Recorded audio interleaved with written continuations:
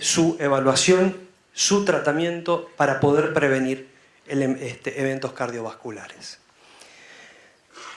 Como dije, es muy importante que conocer la enfermedad y conocer la fisiopatogenia para poder explicar. Hacer docencia en el consultorio es terapéutico. Esto forma parte del glosario de frases célebres que mi padre suele transmitir a sus discípulos. Y esto se aplica en el hígado graso. Porque provee al paciente herramientas, motiva al paciente y refuerza la relación médico-paciente. Y como saben, existen factores ambientales asociados, como la obesidad, en donde el sedentarismo y el aumento de la ingesta y la calidad de la ingesta están muy relacionadas con esto. En la última guía, la primera línea del tratamiento para la esteatosis y para la esteatohepatitis es los cambios en la alimentación y en el estilo de vida, que tienen un solo objetivo, la reducción del peso. Y ese es el primer objetivo que nos debemos plantear con el paciente con hepatitis no alcohólica, con el hígado graso. La cantidad de información que refuerza esta idea también es vasta, no nos vamos a detener, pero sí lo que vamos a sacar es el concepto básico, que ya con reducciones de 3% del peso del paciente ya se logra una mejoría en la esteatosis. Logrando reducciones de peso de más del 5%, mejoramos la inflamación y la balanización. Y cuando logramos mejorías entre el 7 al 10%, logramos la resolución de la esteatohepatitis en un 64-90% y una reducción de la fibrosis en un 45%. Este es el mejor tratamiento que nosotros tenemos hoy en día y es lo que más tenemos que hacer énfasis al paciente con esta patología. Obviamente eso es bastante difícil. Tenemos entonces que cuando explicamos tenemos que escuchar al paciente, escuchar, preguntarle, ver qué come, identificar aquellas cosas y aquellas conductas que pueden hacerle daño, porque guiándolo solamente en esas conductas podemos lograr un montón de cosas. Entonces debemos identificar tanto hábitos de alimentación como consumo de gaseosas no dietéticas, comida chatarra, snack, golosinas, así como en el estilo de vida, si el paciente practica deporte, si es sedentario, qué tipo de deporte practica y en cuánta frecuencia. Unas perlitas, por ejemplo, la fructosa. La fructosa está presente en muchos de los alimentos que muchos consumen, sobre todo los jóvenes. Porque el jarabe de maíz, que es uno de los elementos fundamentales del aceite del jarabe que la fructosa es componente del jarabe de maíz que se utiliza para edulcorar un montón de alimentos, está muy presente en distintas cosas, sobre todo en las gaseosas no dietéticas. Las dietéticas no está presente, pero un montón de otras como golosinas, inclusive los nutricionistas me contaban que están hasta en el jamón cocido porque forma parte de la gelatina que le da homogeneidad, está en un montón de lados. Se conoce, por ejemplo, que es muy alta la cantidad de fructosa en estos brebajes. Por ejemplo, en la Coca-Cola puede ser el equivalente a 10 terrones de azúcar. O sea, la sacarosa está puesta, el azúcar común es fructosa más glucosa, pero tiene un enlace.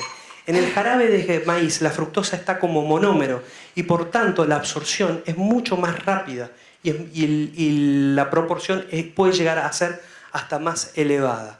Este es un trabajo muy lindo en donde es el único que encontré en donde está discriminada la cantidad de fructosa que puede estar presente en las gaseosas, discriminado por marcas. Como pueden ver en las botellas grandes es bastante. Se han hecho estudios experimentales y estudios observacionales y todos han demostrado claramente la relación entre el consumo de jarabe de maíz con la resistencia insulínica y con el hígado graso. Se sabe que el jarabe de maíz es lipogénico, aumenta la resistencia insulínica, aumenta la grasa abdominal, aumenta la severidad de la fibrosis, aumenta la permeabilidad hepática exponiendo al hígado a mayores grados de lipopolisacáridos e influye en la microbiota. Ustedes, si conocen la fisiopatología del alcohol, verán que los mecanismos son muy similares, diría hasta los mismos. O sea que tomar Coca-Cola en grandes cantidades, desde el punto de vista fisiológico, puede llegar a ser muy parecido a tomar alcohol. ¿Y por qué esto? Una de las razones por las cuales la fructosa es tan nociva es que es altamente lipogénica y que la entrada de la fructosa al hígado es indiscriminada, no tiene ningún mecanismo de biofeedback, no tiene ningún mecanismo de contrarregulación y casi toda la fructosa que es almacenada se convierte en grasa, en triglicéridos, y eso contribuye a una mayor esteatosis intrahepática. En los estudios observacionales, la relación entre el consumo de gaseosas y el hígado graso no alcohólico ha sido demostrado, como pueden ver en donde el hígado graso con y sin síndrome metabólico es altamente más prevalente entre quienes consumen como quienes no. Y en este estudio es muy interesante porque se analizó una cantidad muy importante, más de 400 pacientes, en donde lo que se vio es la asociación del consumo de jarabe de maíz con aumento de la fibrosis hepática, pero no tanto de la esteatosis. Y como se sabe hoy día, la esteatosis hepática, hay un recuestionamiento sobre el papel de la esteatosis en el hígado graso, en donde aparentemente sería un mecanismo protector. Y el hecho que disminuya la esteatosis puede ser un signo de patología, sobre todo si aumenta la fibrosis. Y esto ha sido encontrado también entre los que consumen muchísima fructosa. Y este es un trabajo poco conocido, pero a mí me parece que es muy interesante y por eso lo quiero mencionar.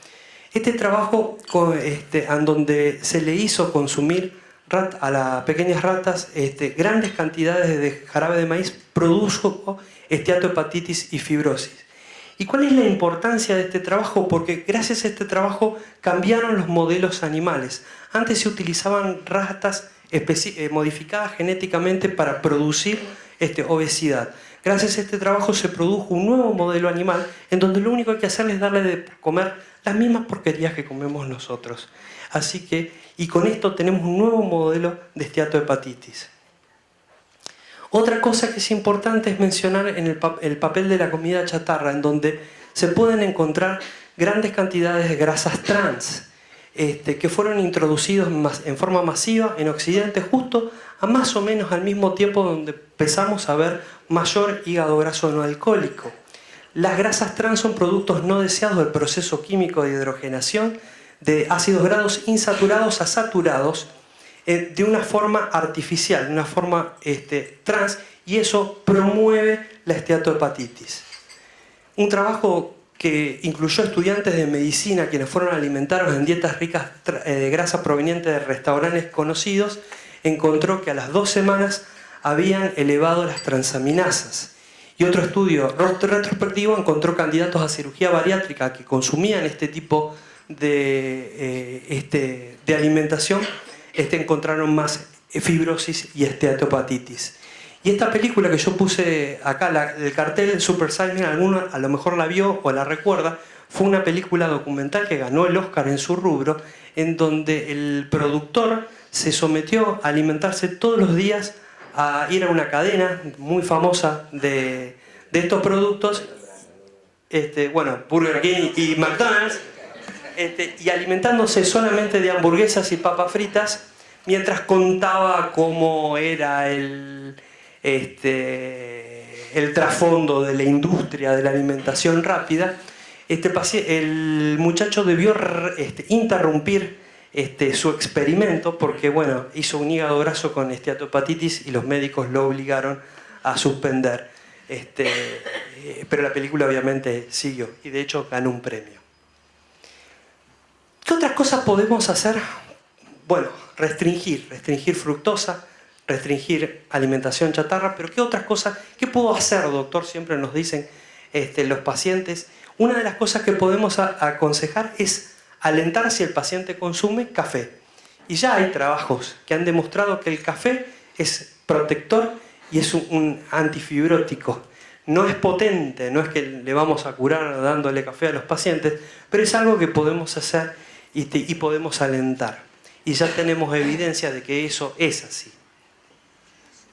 Se recomienda consumir más de 4 cafés al día. Cuando dicen, bueno, ¿cuánto café? Dicen, más de 4 cafés es lo mejor. Aunque con menos cantidades también se ha visto cierto grado protector.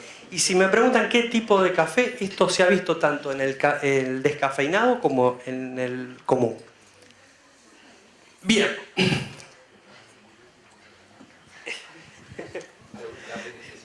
En expresos. Pero eso... No, cualquier café.